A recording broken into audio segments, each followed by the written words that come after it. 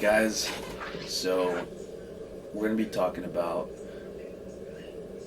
the types of programming that there is, and also a little bit about the future, or where the future of technology is going. And I've written some notes. I did a little bit of research, just preliminary research. I need to go deeper into it, but this is what I have so far. And I just wanted to make a little video just to share for anybody else looking into similar topics. So, first of all, I'm going to go through a list of programming types that there are. And this is not an exhaustive list, but it'll get your mind running. So some of the type of programming that there is database programming, mobile apps, web development, front end, back end, embedded systems, AI and machine learning, blockchain, open source software, client server apps, operating systems, drivers, virtual reality, mainframes, parallel programming, desktop applications, software as a service, and video games.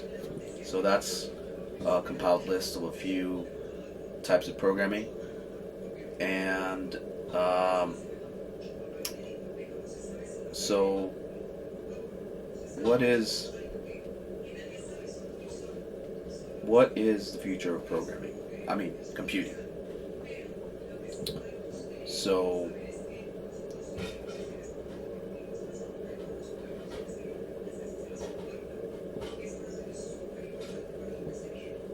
from what I've read, cloud computing and software as a service is what we're moving towards. Most companies are taking this route. AI and machine learning is very popular right now, but there's always periods of a lot of activity followed by stagnation in this field. It's very unpredictable, and that opinion is based on some reading that I did, and it was generally true, because for machine learning, there's been people working on artificial intelligence since a long time ago.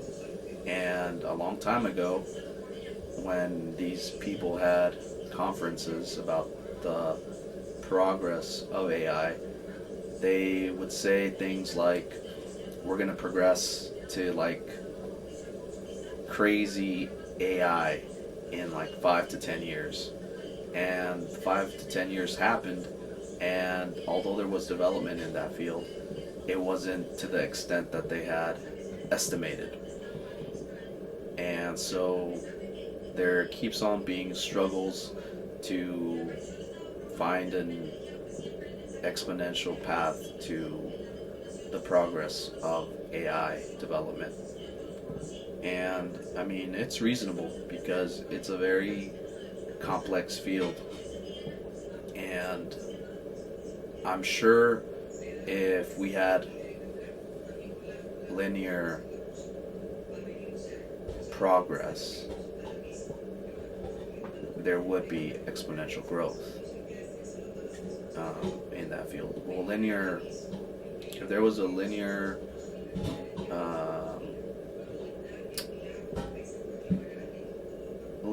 research that was successful, then I think the leaps and bounds that we would make in technology would be exponential. But since it's very, like I said, complicated, and you never know when you're going to come up with something that's going to advance the field, it's not that predictable. So, that's my opinion on that. And right now, mobile apps are king, and it doesn't seem like it's stopping with the development of new phones. So we're increasingly a mobile-first society here in the U.S. And like I said, Um, Mobile phones are ever present now, and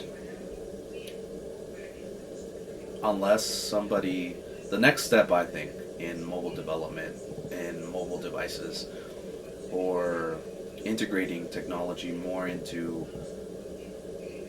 our daily usage, I think would be um, integrated into either our brain or our eye, where in the eye we could see heads up display of information that we needed.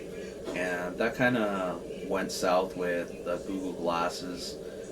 People just thought they were too dorky. But I'm hoping they make a comeback. And I never tried a pair, so I don't know the quality of the experience. But I'm sure Google, being Google, they wouldn't lack in that department because you want the technology to be usable.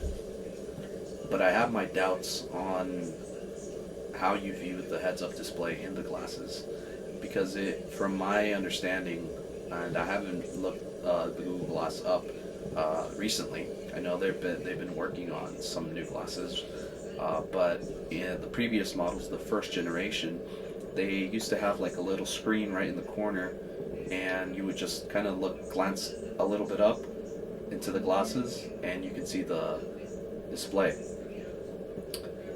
So I don't know if they kept up with that prototype, but those types of technologies where the device becomes invisible to the user, or becomes where the device becomes more integrated into the body, I think that would be the next big step in mobile technology, of everyday use mobile technology. Right now it's phones and touch screens, iPhones, Android phones, OnePlus phones, and you got different operating systems on them. You got Linux running on some. You got, I think Android runs on Linux too. And also we got the iOS.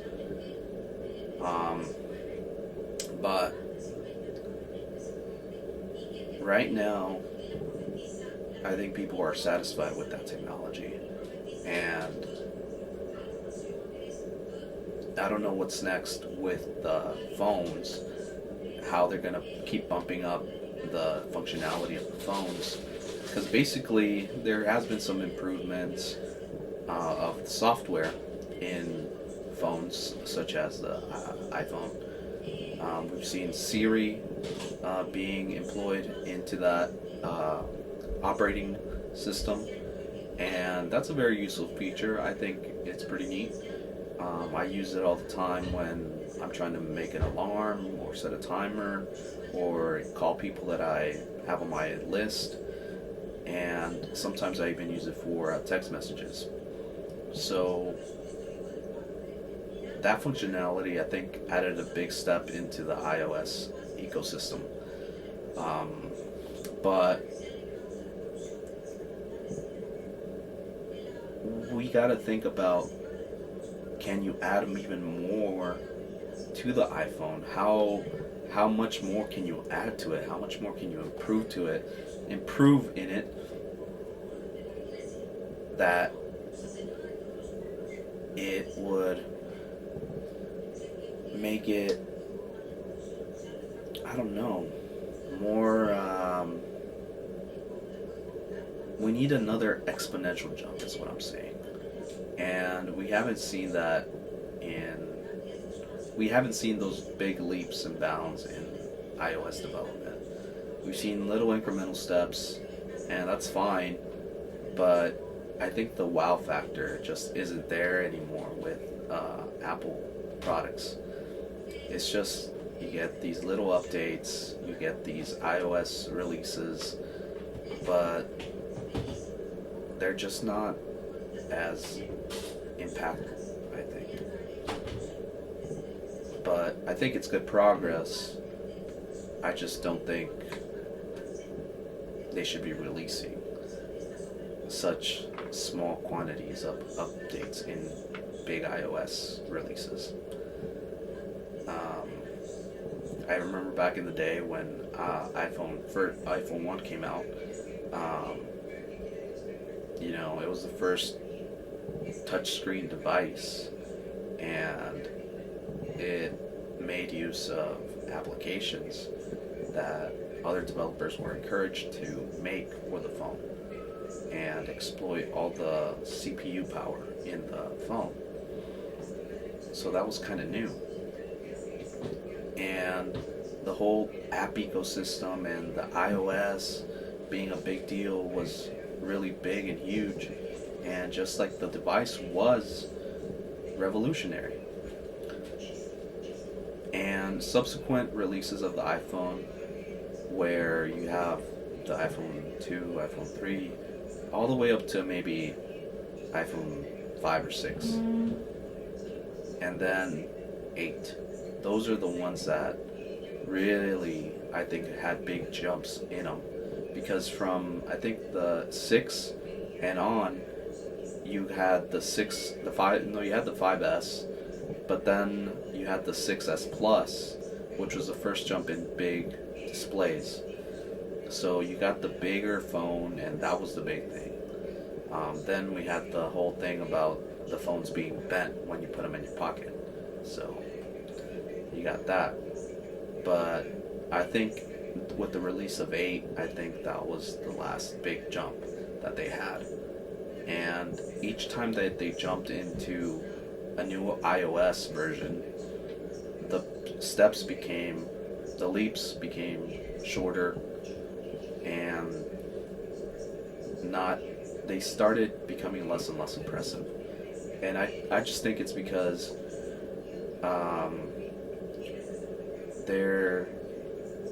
there's not enough maybe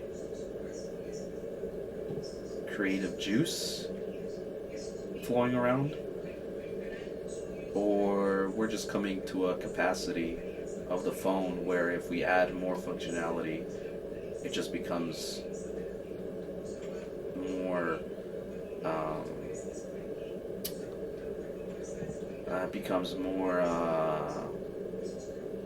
more than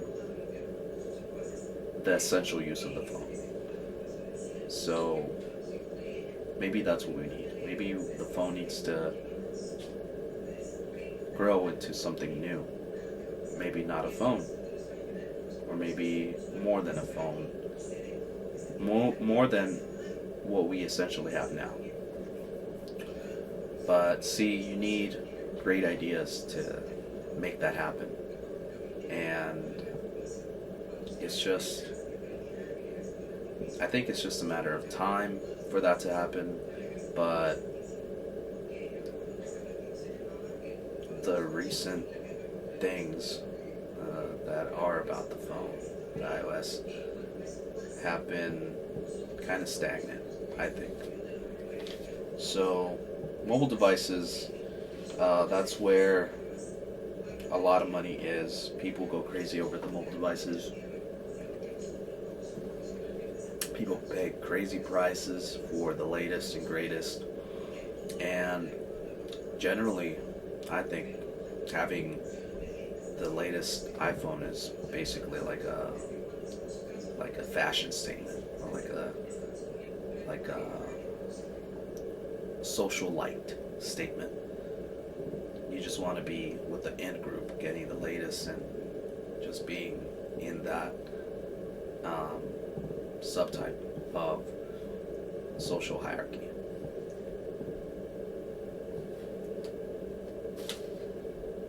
But maybe people do really exploit the latest technology for the best features, but I don't think so.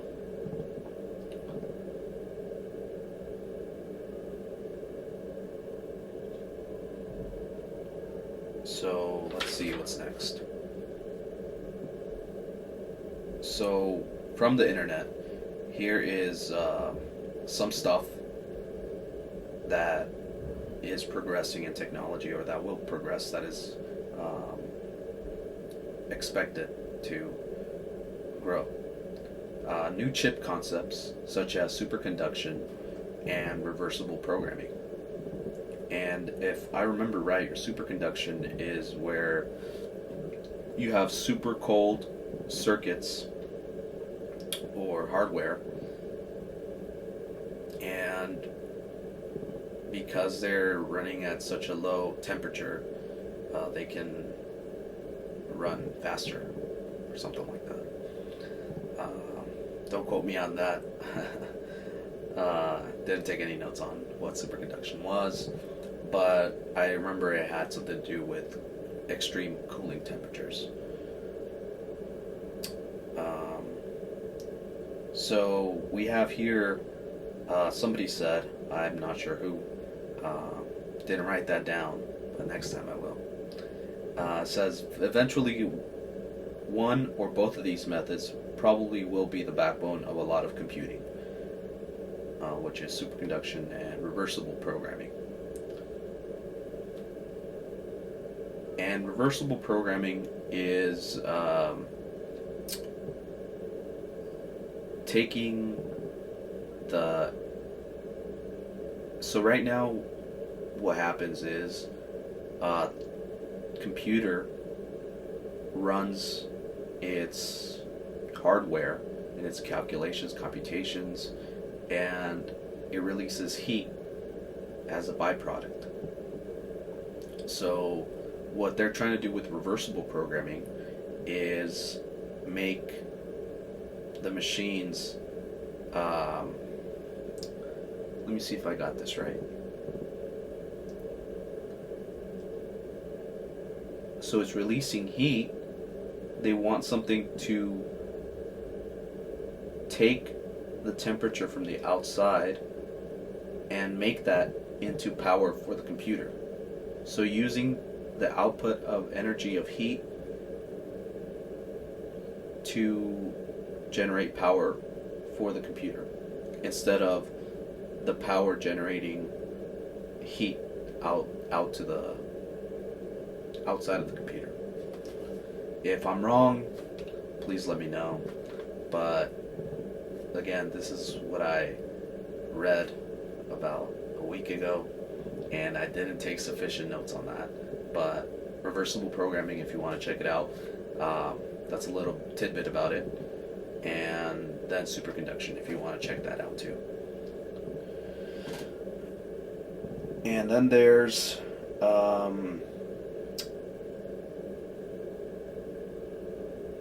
with superconduction, reversible programming, and also software hacks on existing computing elements to extract more value, such as advances in algorithms that can lend a big boost to performance.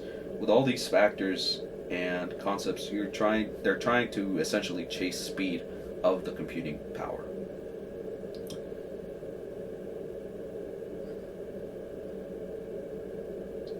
And this is a side note for me, and this is, I think, in technology there are many fads that could be mistaken for long-term technologies. I think there's a really abundant, like, mecca of software frameworks, technologies, and all these things, and there's always a new one, like the next week or every month, you know.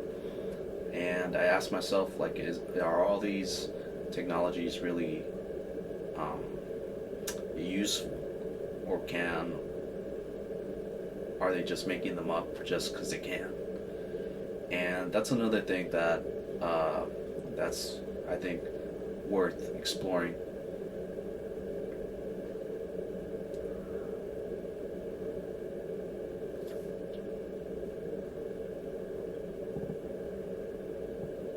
So we have here that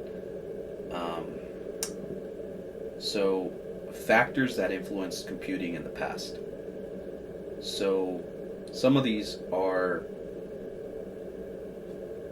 things that, or events that progressed the speed of new developments in computing. So, first is the US's need for nuclear and other weapons unleashed a massive wave of funding for science and technology. So, the past wars, there's always been a need for better weapons, better technology for providing them to the soldiers and just in general the military. And with that need, the government was, releasing more funds to universities and these researchers, and with the funding, they were able to conduct experiments that maybe the school wouldn't fund because it might be too expensive. But when a need such as the wars, it makes it, I guess, worth it to spend that amount of money. And the U.S., they have like a big pot of money. So that's one of the first things that influenced computing a lot back in the past. Another thing that excelled computing is Sputnik in 1957 jump-started a silicon semiconductor industry. And so essentially what happened because of that, software and hardware improvements at the same time as cost of computing goes down. So now you're getting better technology and it's costing less. So it becomes more accessible to people first in research in the industry and then to consumers. And this was, from the 70s all the way down to now.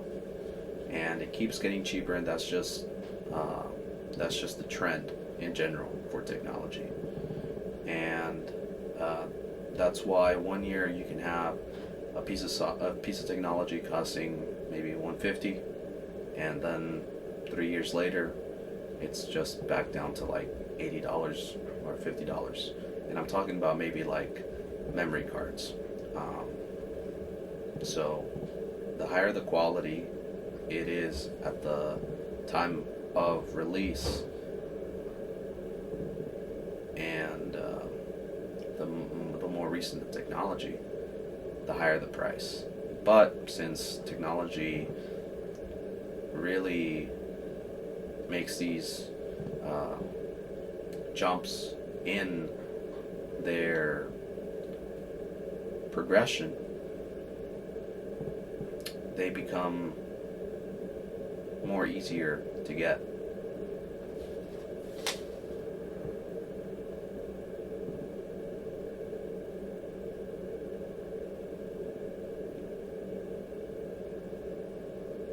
And here we go with another thing that I've noticed is cybersecurity is pretty big right now, and that seems like it's here to stay. I don't think that is a fad at all. For every type of software, every type of technology needs security. Either if you're trying to protect your consumers, or it's a case of military safety, if you don't want to get hacked. And so that's something that is really prevalent right now. There's a lot of talented people that can hack into systems, and so these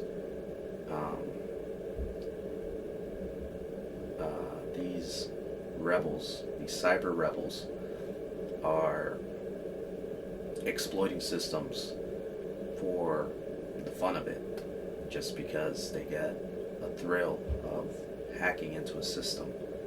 And the more accessible that the technology gets, and now people can get a computer when they're 10, 8 years old, and so these people that are essentially learning the technologies at a young age become super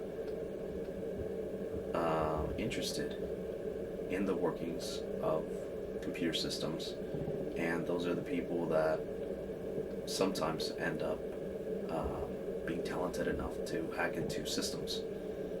And so I think hacking will always be around, and there's always going to be rebels, and I think it's only going to increase and make our increase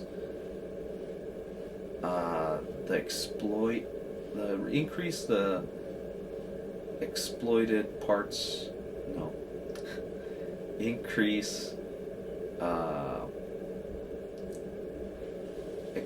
explosions. Oh, okay, here we go. They're gonna increase the amount of exploits in systems because there's going to be more hackers, and with that, I think we're gonna develop even better methods of security for our systems and software. So it's a life cycle.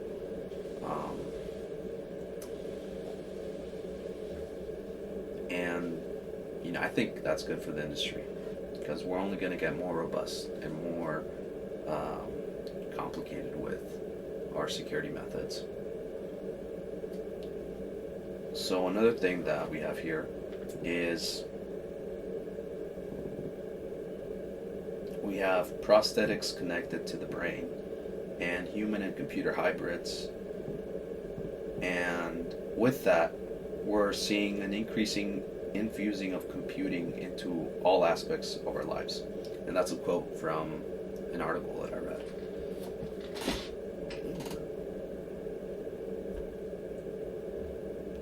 So with research in prosthetics, there's now technology, and I think this is dated technology now.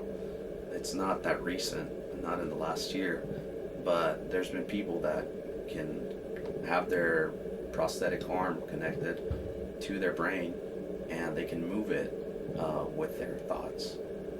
And so that is kind of like a bionic man.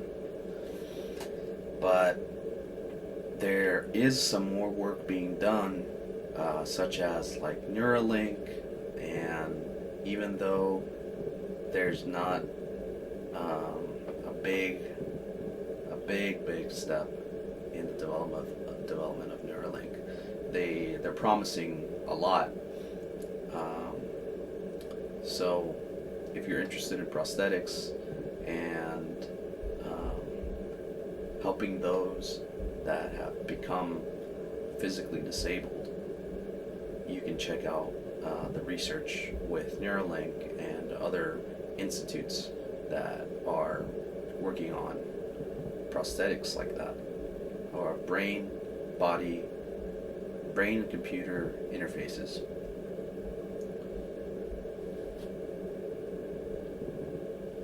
And this is the last tidbit that I have.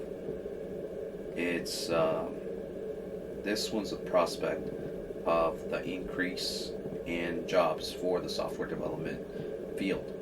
So between 2020 and 2030, there's expected to be a 22% increase in software development jobs.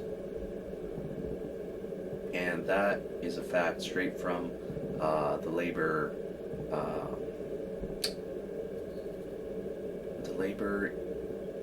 Institute. Basically the U.S. website that takes care of or that measures labor statistics, where you can find all these statistics of men and women in whatever field you choose. So, and they predict that the average growth of all other professions is going to be 8%. So, not sure if that's surprising to you. It's surprising to me in that it's a 22% increase compared to an 8% increase of all other jobs. That's a big increase. So I always knew there's going to be jobs in tech, but not a 22% increase. And that's just in 10 years. And we have 8 years to go in those 10 years. We're in 2022. It says 2020 to 2030. So, I mean, if you don't know what you are going to go into for work, don't knock technology, because it seems like it's a good prospect for jobs. Not saying that you shouldn't go into other fields, because other fields are important, but just keep that in mind if you're more information based. So that's basically the gist of today's video. If you like the information that I provided, even though I didn't take enough copious notes, this is just my second video. I'm planning to take more detailed notes the next time, but this is kind of just what I wrote down for that little research time that I did on my own, and I hope that information was helpful. If you have any questions about anything I spoke about today, you can leave them in the comments, and maybe I'll make a following YouTube video expanding more on the subject. And I hope this video gave you some insight and some breadth into the field of computing. So leave a thumbs up, a like, or a comment in the in the comment box, and I'll be sure to deliver some more content pretty soon. So with that, see you guys later.